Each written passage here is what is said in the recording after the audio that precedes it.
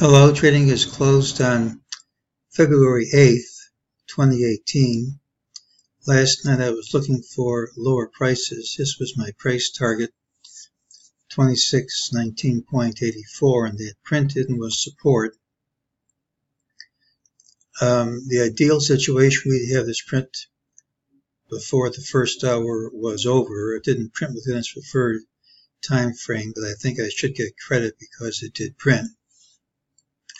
I like to tell you that these numbers, accurate as they are in a wild market with huge swings, always work. And of course, nothing always works.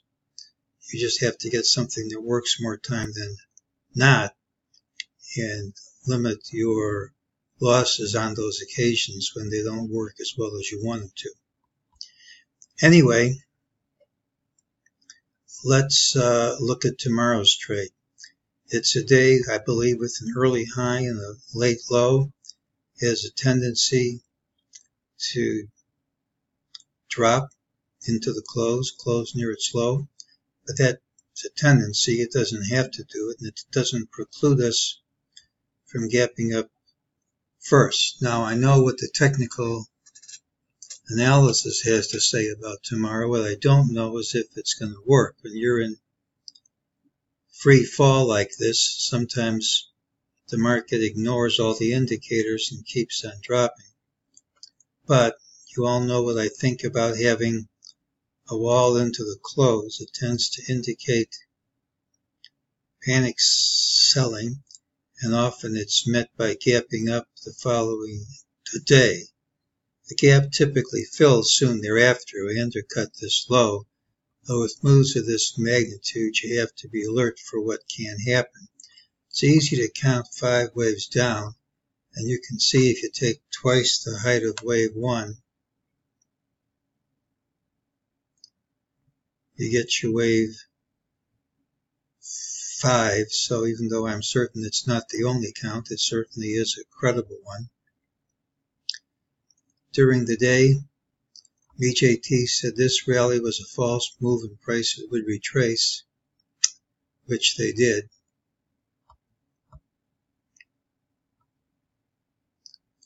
Well, here's a daily chart. This was the first low. Here was a bounce right at the 50% level of the whole drop. And here's a retest of the lower levels. So we have to look to see if we're getting followed through or some divergences. The one obvious divergence, if I can find it, is on the 15-minute chart.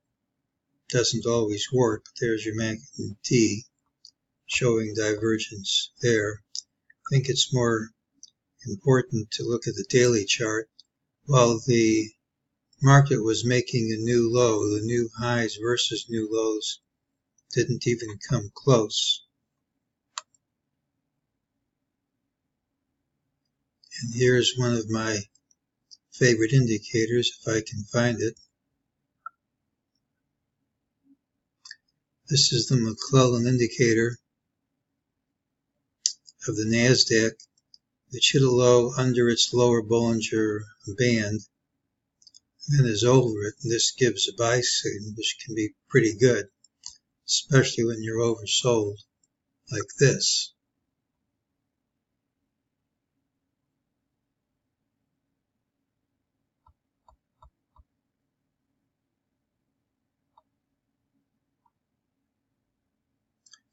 This is the DeMark count, which gave a sell right at the high.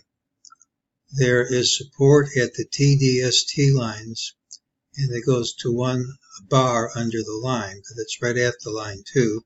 Here's the TDST line. We've had a sharp straight line drop to, but not through the TDST line. And the rule is we either gap under this line,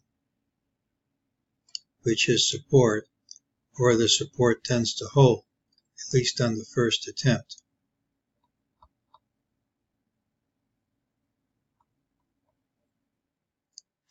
So negative as I am on this market, we have a chance for some recovery depending on tomorrow's open. If we gap down under this low, which is essentially the same as the price of the TDST line to me, if we gap down, I don't see anything to stop us from dropping all day long, especially with a pattern which tends to go from high to low. But if we gap up, I think we could have a pretty good move up.